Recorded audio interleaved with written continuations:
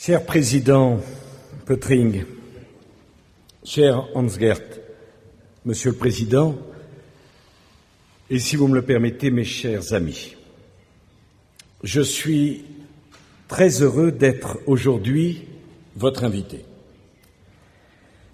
Je suis venu en ami, l'ami de Hans-Gert, mais il me permettra l'ami de l'Allemagne. Je n'ai aucune intention de mettre un terme à la période de recul de toute activité politique que j'ai souhaitée. Et si j'ai accepté cette invitation, c'est pour témoigner de la nécessité de l'amitié entre les deux premières nations d'Europe. Je veux dire combien je me sentirai pour toujours un Européen convaincu et un Européen militant. Et je le dis devant Hans-Gert Pöttering, qui peut être fier du parcours qui a été le sien au service de l'Europe.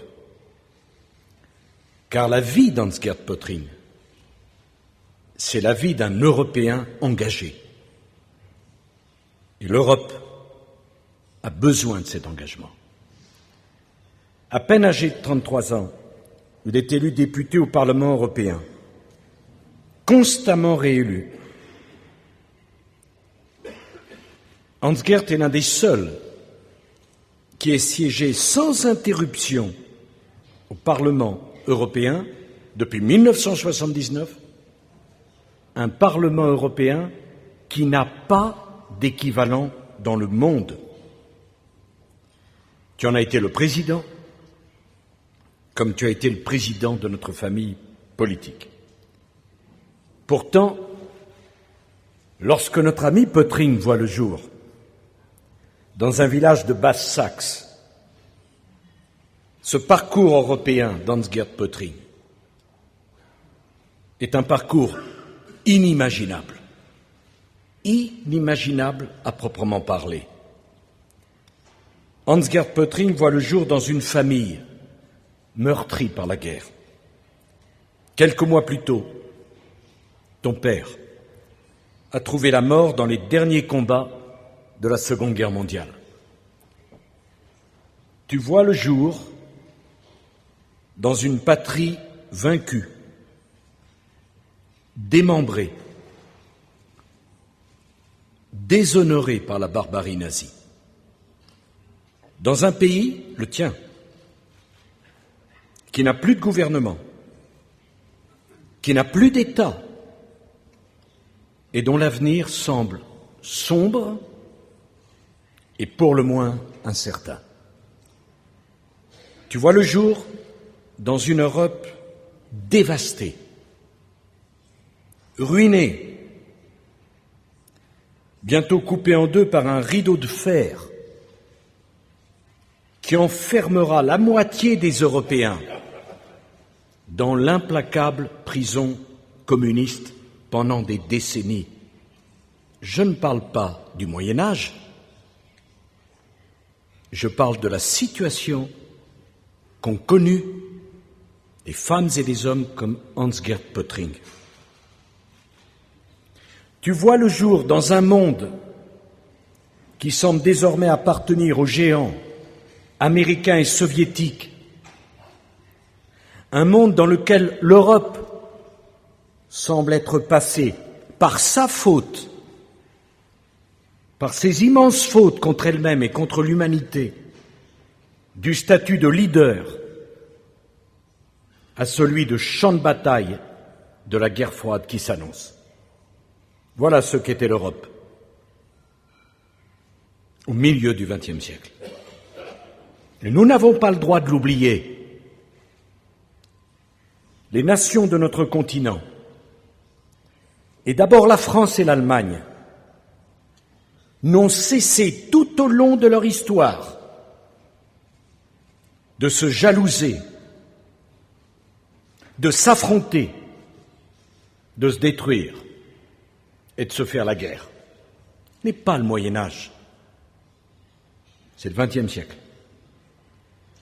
En 1945, je le dis devant les jeunes qui sont ici, c'est hier. Eh bien, en 1945, la France et l'Allemagne se sont fait la guerre 3 fois en 75 ans. En l'espace d'à peine 3 générations, la France et l'Allemagne ont trouvé le moyen de se combattre à 3 reprises dans une lutte à chaque fois plus terrible, plus dévastatrice, plus inhumaine. Et en agissant ainsi, nos 2 pays ont entraîné à chaque fois leurs voisins, l'Europe et finalement le monde entier dans d'abominables catastrophes. Ce n'était pas le Moyen-Âge, c'était hier. Alors pourquoi ? Et la question que chacun d'entre nous doit se poser, la faute. La faute en revient-elle à ces 3 générations d'Allemands et de Français ? Ces 3 générations étaient-elles habitées d'une sorte de folie destructrice ? Ces 3 générations étaient-elles foncièrement mauvaises ?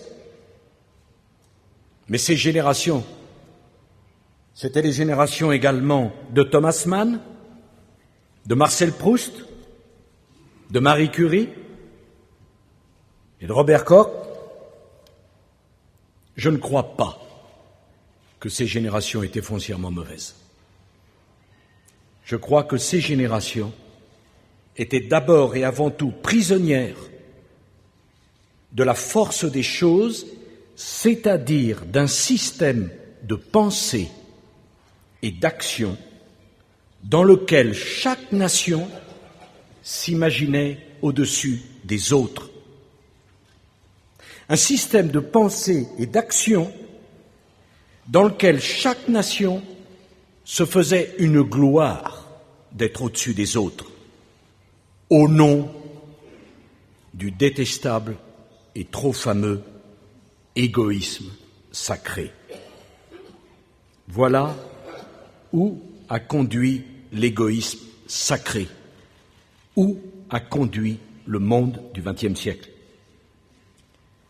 La force des pères fondateurs, de Jean Monnet, de Schuman, de Konrad Adenauer, de De Gaulle, a d'abord été de comprendre qu'il fallait sortir de ce système mortifère. Et pour cela, qu'il fallait avoir le courage de se réconcilier, afin d'être capable d'agir non plus l'un contre l'autre, mais l'un avec l'autre, pour le bien commun. Et qu'en agissant l'un avec l'autre, la France et l'Allemagne, on ne trahissait pas sa patrie, à laquelle ces hommes, je veux dire les pères fondateurs, restaient passionnément attachés, mais au contraire, on permettrait à sa patrie de renouer avec la paix, puis avec le progrès, puis avec la prospérité. Et c'est ainsi, et seulement ainsi, que le continent européen a pu continuer à compter dans les affaires du monde durant la seconde moitié du XXe siècle. Eh bien, c'est pour cela que l'amitié franco-allemande est si fondamentale. L'amitié franco-allemande, elle est fondamentale pour la France. Elle est fondamentale pour l'Allemagne. Elle est fondamentale pour l'Europe. Je veux dire quelque chose que je pense au fond de mon cœur. Il n'y a pas d'alternative à la réconciliation et à l'amitié franco-allemande. Je veux dire quelque chose que je pense profondément.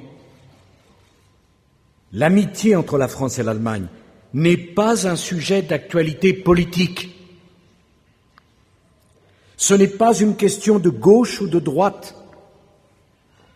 L'amitié entre la France et l'Allemagne n'est pas liée à l'alternance démocratique dans chacun de nos pays. L'amitié franco-allemande, c'est une question absolument stratégique. Je veux même dire que c'est une question existentielle. Nos peuples, le peuple français, le peuple allemand, doivent savoir, doivent comprendre qu'il s'agit de se rassembler ou de s'affronter, qu'il s'agit de s'unir ou de se désintégrer. L'amitié franco-allemande, c'est le socle sur lequel s'est bâtie la construction européenne. Sans cette réconciliation, il n'y aurait pas eu d'Europe. Et sans cette amitié entre nous, l'Europe ne peut pas avancer. Et s'il n'y a pas d'avancée européenne, le risque certain, c'est celui de la division. Alors voilà l'enjeu. Il ne faut pas jouer avec des choses aussi fondamentales. Nos peuples ont démontré leur capacité à s'affronter durant des siècles. Nos peuples sont en paix depuis quelques décennies. Rien, absolument rien, jamais ne doit pouvoir mettre en jeu cet acquis.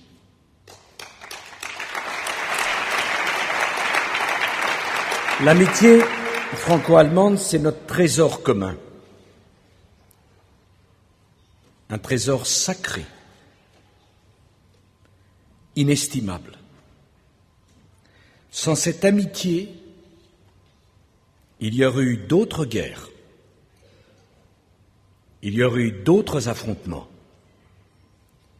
il y aurait eu d'autres êtres humains sacrifiés. Qui serait assez fou?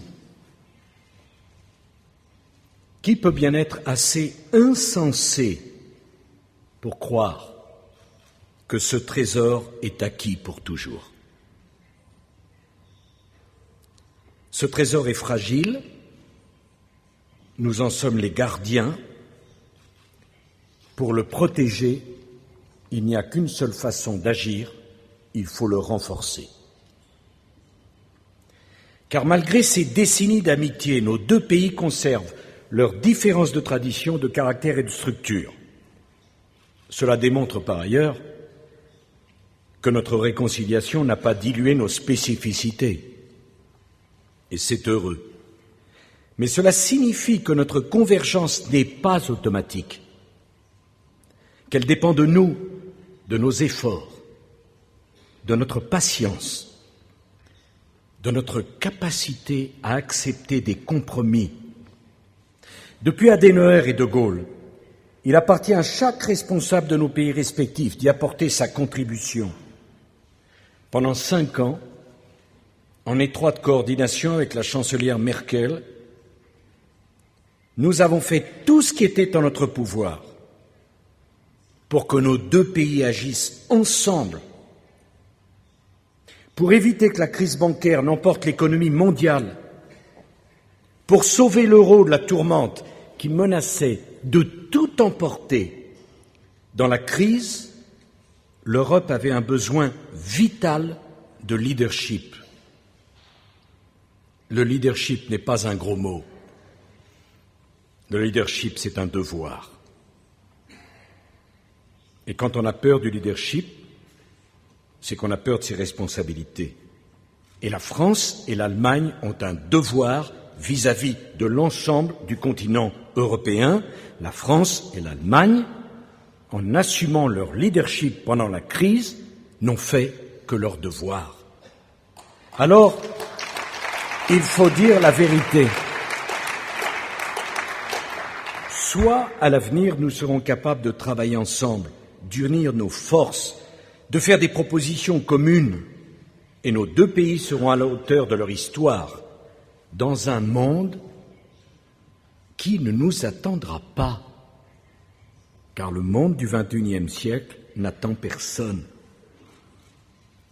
Soit nous laissons notre amitié se déliter, et l'Europe se défera, et avec elle tout ce que nous avons patiemment construit depuis plus de 60 ans et qui assure la paix et la stabilité. Il n'y a pas de troisième voie. L'union ou la division, l'entente ou l'affrontement. Il n'y a pas de demi-mesure. Il n'y a pas de faux-semblants. Je suis convaincu que plus que jamais nous devons faire le choix de l'Europe. Et c'est parce que nous ferons ce choix vital que nous pourrons obtenir, imposer, entraîner nos partenaires vers des décisions qui ne peuvent plus attendre. L'Union de l'Europe fait sa force face à une Asie au dynamisme impressionnant, mais où s'aiguisent dangereusement les rivalités. L'Union de l'Europe fait notre force face à une Amérique latine qui veut s'affirmer, mais qui n'a pas encore choisi entre intégration et repli sur soi. L'Union fait notre force face à une Afrique qui a trop longtemps éparpillé son immense potentiel entre une cinquantaine d'États dont la stabilité et la force sont bien inégales, mais qui aujourd'hui s'éveillent. Nous aussi, nous avons nos faiblesses. Et la première est sans doute notre difficulté, à nous, Européens, à regarder les choses en face. Et la première de ces difficultés, c'est à comprendre qu'il n'existe pas une Europe, mais au moins deux. Et ce n'est faire injure à personne que de dire les choses ainsi. Qui peut dire que l'Europe de l'euro et l'Europe des 28 ont les mêmes besoins en termes de structure, de prise de décision et d'objectifs? Pour l'Europe de l'euro, à commencer par la France et l'Allemagne, le défi, c'est d'aller plus loin dans une intégration économique afin de créer une zone de stabilité qui n'a que trop attendu 13 ans après la création de l'euro. Pour l'Europe des 28, le défi, c'est d'être capable de se concentrer sur l'essentiel afin d'être prêt à accueillir le moment venu les États qui attendent à nos portes.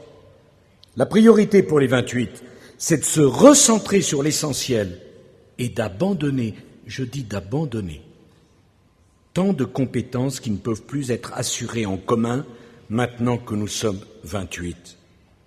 Plus d'intégration pour l'Europe de l'euro,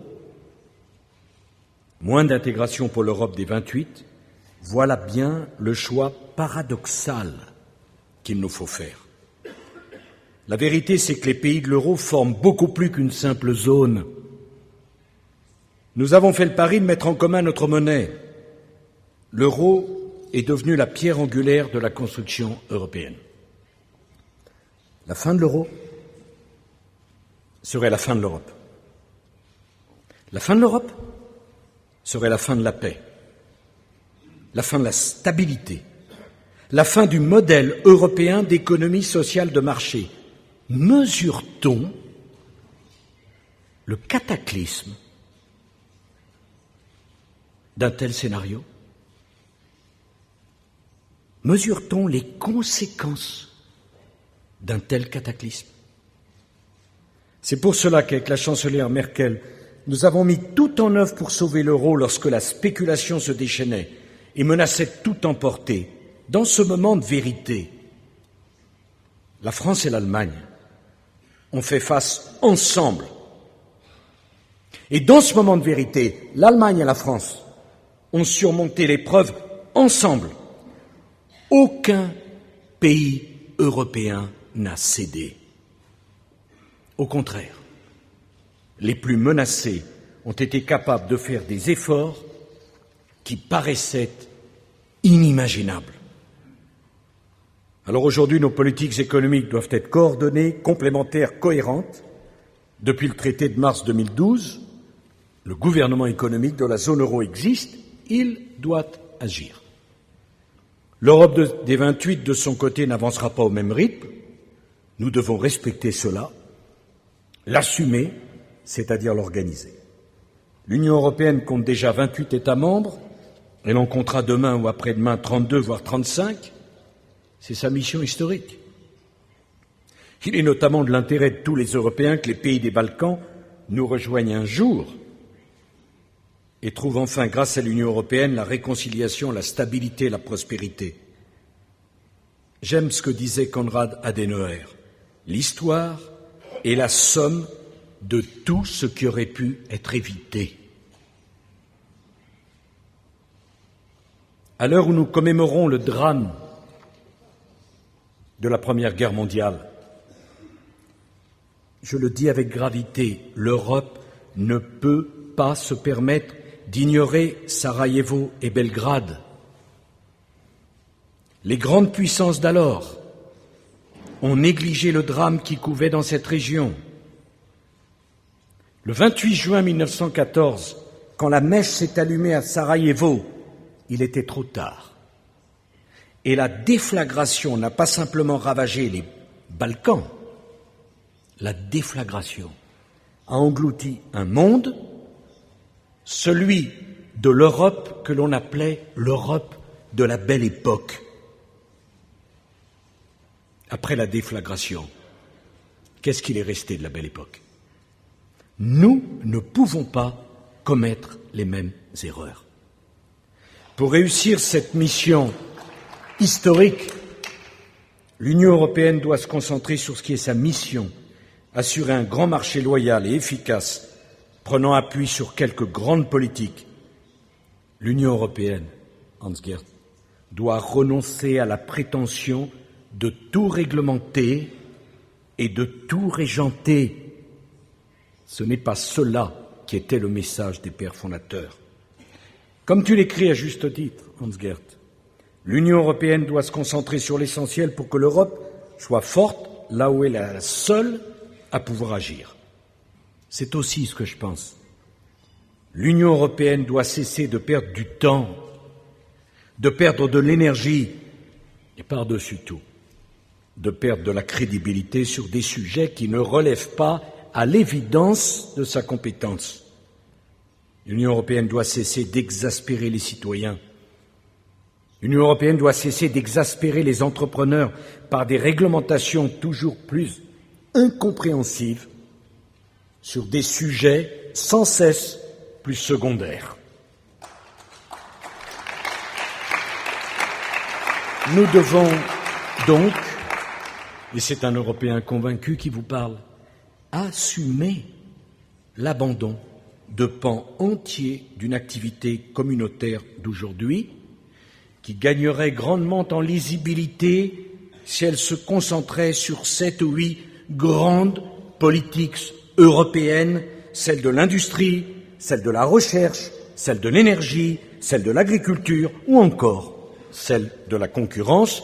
Quand on est fort, et l'Union européenne est forte, on n'a pas besoin de vouloir s'occuper de tout, car à force de vouloir s'occuper de tout, on finit par ne plus discerner aucune priorité.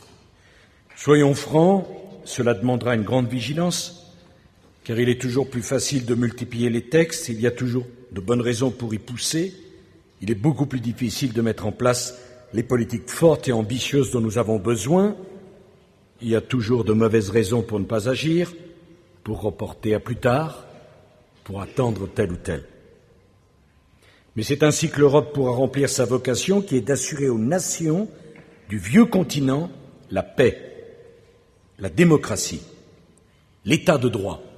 Et parce que nous aurons la paix, la démocratie et l'état de droit, nous pourrons espérer la prospérité. Il en va donc de l'avenir de nos deux nations, de notre continent et même du monde. Parce que le monde d'aujourd'hui, celui du XXIe siècle, hésite entre un modèle privilégiant la confrontation et un modèle fondé sur la coopération dont l'Europe doit être à la fois le promoteur et l'exemple. Enfin, il faudra proposer à l'Ukraine, à la Biélorussie, à la Géorgie et à la Russie un nouveau cadre pour agir et travailler ensemble. Rien ne serait pire qu'un affrontement inutile avec la Russie. Ici, sans doute, à Berlin, on comprend cela mieux que partout ailleurs dans le monde. Cet affrontement serait catastrophique pour les Européens comme pour les Russes. Le XXIe siècle est le siècle de l'interdépendance. Le XXIe siècle est le siècle de la coopération. Le repli sur soi est au fond le choix le plus dangereux pour une nation, quelle que soit sa taille et quelle que soit l'ancienneté de sa civilisation. Alors, pour réussir ces immenses défis, la France et l'Allemagne doivent agir ensemble, diviser Français et Allemands. L'échec est certain. Unis, nous pouvons réussir. Eh bien, j'ai été heureux de pouvoir aujourd'hui saluer devant vous le parcours d'un grand ami de la France, d'un grand Allemand, d'un grand Européen, j'ai nommé Hans-Gert Pöttering.